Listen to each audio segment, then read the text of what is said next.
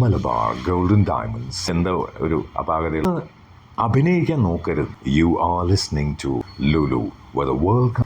ഏറ്റവും കൂടുതൽ എന്നെ ഐഡൻറ്റിഫൈ ചെയ്തിട്ടുള്ളത് മലബാർ ഗോൾഡിൻ്റെ ടാഗ് ലൈനാണ്. കമേഴ്ഷ്യൽസ് എല്ലാം ചെയ്തിട്ടുണ്ട്. അത് it sounds like Malabar golden diamonds celebrate the beauty of life. അല്ലെങ്കിൽ പിന്നൊക്കെ ചെയ്തിട്ടുള്ളത് ലുലുവിൻ്റെ കുറേ ചെയ്തിട്ടുണ്ട്. Lulu where the world comes to shop. അല്ലെങ്കിൽ അത് ലേറ്റസ്റ്റ് വന്നു കഴിഞ്ഞപ്പം Lulu where the world comes to shop safely. പിന്നെ കുറേ ക്ലയൻസ് 27,000 കമേഴ്ഷ്യൽസ് ആയിട്ടുണ്ട്.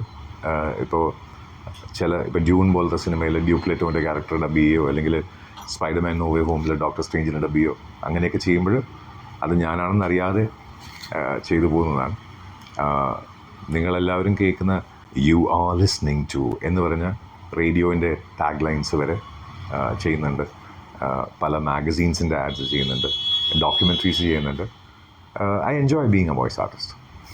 അഭിനയ മേഖലയിൽ നിന്ന് പഠിച്ച കാര്യം, അയ്യോ, ഒന്ന് അഭിനയിക്കാൻ നോക്കരുത്, അത്ര മാത്രമേ ഞാൻ പഠിച്ചിട്ടുള്ളൂ. കാരണം അഭിനയിക്കാൻ നോക്കുമ്പം ആർട്ടിഫിഷ്യലായി പോകുന്നുണ്ട്. പല ആൾക്കാരും അത് ചൂണ്ടിക്കാണിക്കുകയും ചെയ്യും, ഇതിലെന്തോ ഒരു അപാകതയുള്ളത് പോലെ.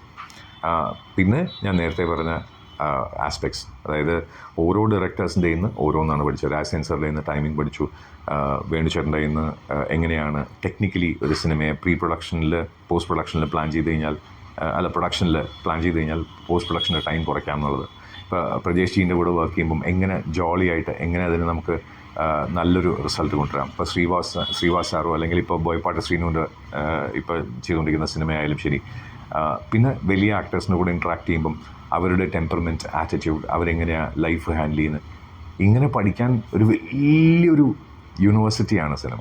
അപ്പോൾ അതിൽ പല കാര്യങ്ങളും പഠിച്ചതിൽ ഇപ്പോൾ എങ്ങനെയാണ് നമുക്കൊരു സിനിമയെ നോക്കിക്കാണുക എന്നുള്ള ആ ഒരു സിനിമയുടെ ലാംഗ്വേജ് അത് പഠിക്കാൻ സാധിച്ചു. അത് പഠിച്ചുകൊണ്ടിരിക്കുന്നു, ഇനിയും പഠിക്കാനുണ്ട്.